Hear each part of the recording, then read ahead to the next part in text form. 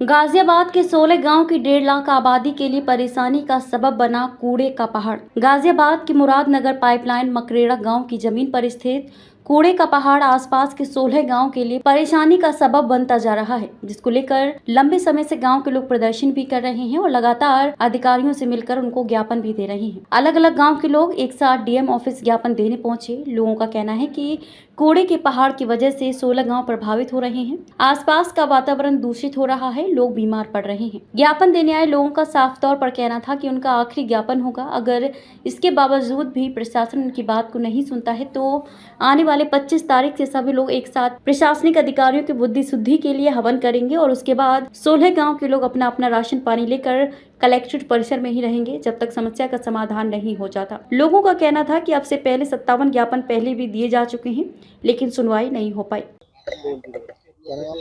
मेरा नाम दक्ष नागर है, ग्राम मथुरापुर।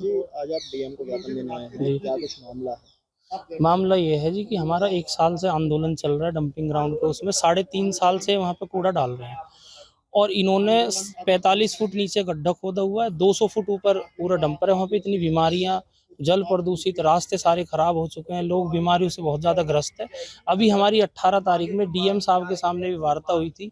डीएम साहब ने भी खुद ये बोला था कि करीबन 2 साल में ये लीचड़ जो है नीचे जाके पानी को खराब कर देता है और उसको 3.5 साल हो गए, तो स्थिति बहुत ज़्यादा खराब है। और इन्होंने समय लिया था कि 15 दिन के अंदर हम कहीं और कूड़ा डालना शुरू कर देंगे, लेकिन आज तक कुछ भी नहीं किया है। आज 23 तारीख हो चुकी है, 28 में हमारी वार्ता हुई थी, 25-26 दिन हो चुके हैं और अब हमारा ये अंतिम ज्ञापन होगा। इसके बाद हमारा आंदोलन शुरू हो जाएगा। जिस तरीके से कूड़े का पहाड़ दिन पर दिन बड़ा होता जा रहा है, गाँव में कितनी बीमारियां फैली हैं, कितने लोग प्रभावित हैं, कितने गाँव प्रभावित हैं? आप ये समझिए 80% लोग प्रभावित हैं। अब लोगों की खुजलियाँ होने लगी हैं और वायरल इतना ज़्यादा हो रहा है, हर घर में 2-2, 4-4 लोग बीमार हैं। बदबू से इतनी परेशानी है कि हम रह नहीं सकते। आप ये देखिए कि 16 गांव प्रभावित है और हर गांव में धूल धम्माल इतना, आप रास्ते से भी नहीं जा सकते। पाइपलाइन रोड पे ये 200 डंपर खड़े हो जाते हैं और आए दिन लोगों को दुर्घटनाओं का सामना करना पड़ रहा है। मैं एडवोकेट बीसी बंसल, कानूनी सलाहकार, विकास संघर्ष समिति। बाबूजी, आज आप डीएम को ज्ञापन देने आए हैं, क्या परेशानियां हैं गाँव के लोगों की? पिछले 3 साल से कोई भी डीएम रहे हों या नगरायुक्त रहे हों, हम लगातार ज्ञापन देते आ रहे हैं कि हमारे यहाँ मकरेड़ा, भिक्कनपुर पाइपलाइन पर गाजीपुर से भी बड़ा कूड़े का पहाड़ बना दिया है। हमारी सिंपल सी मांग है कि शहर का कूड़ा गांव में क्यों पड़े। हमारे यहाँ कैंसर फैला हुआ है, हम वहाँ को निकल नहीं चाह सकते। कई किलोमीटर तक कई सौ डंपर की लाइन लग जाती है। जो रोड हमने बड़े संघर्ष करके पाइपलाइन रोड बनवाया भी था, वैसे लिंक रोड तो सब तोड़ ही दिए, लेकिन पाइपलाइन रोड पे भी हमारे लोग नहीं निकल सकते क्योंकि एक्सीडेंट होता है और वो वहीं पे खड़े रहते हैं। तो इसके उसमें आज हम एक तरह से प्रशासन को ये अंतिम ज्ञापन देने आए हैं। इसके बाद हम इनके पास नहीं आएंगे। 7 दिन हम यज्ञ कर रहे हैं, उसमें हमारे सभी 16 गांव के लोग जो है विचार विमर्श करेंगे कि अगली हमारी योजना क्या होगी। उसमें बहुत सारे प्रस्ताव हैं। इवन गोरखपुर तक 775 किलोमीटर की पैदल यात्रा का भी नौजवानों का आह्वान है, लेकिन पहले हम उस पर चर्चा करेंगे। और एक ये भी है कि क्यों ना हम कलेक्ट्रेट पे ही आके, करीब 1.5 लाख की आबादी है, हम यहाँ शहर में आके अपना डेरा डाल लेते हैं, कम से कम बीमारी से दूर रहेंगे और जब ये कूड़ा हटा लेंगे, जब अपने गांव को चले जाएंगे।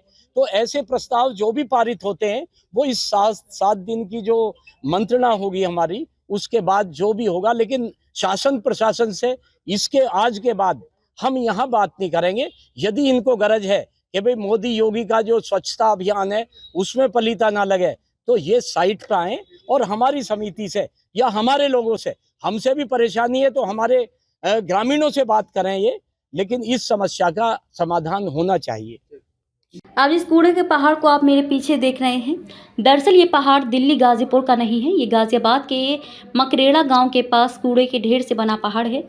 इसकी ऊंचाई लगभग 200 फीट होगी और आप देख सकते हैं कि मशीन लगाकर कूड़े को फैलाने का काम कर रहे हैं। गांव वालों का कहना है कि रोजाना लगभग 300 डंपर कूड़ा यहां पर डाला जाता है। 3 साल में छोटा सा पहाड़ किस तरह से बड़े पहाड़ में तब्दील हो गया, ये तस्वीर अपने आप बयां कर रही है। हालांकि प्रशासन की तरफ से कई बार कहा गया है कि कूड़ा निस्तारण को लेकर समाधान किया जा रहा है, लेकिन अब तक कोई समाधान नहीं हो पाया है। तो भिक्कनपुर साइट है, जगजीवनपुर भिक्कनपुर।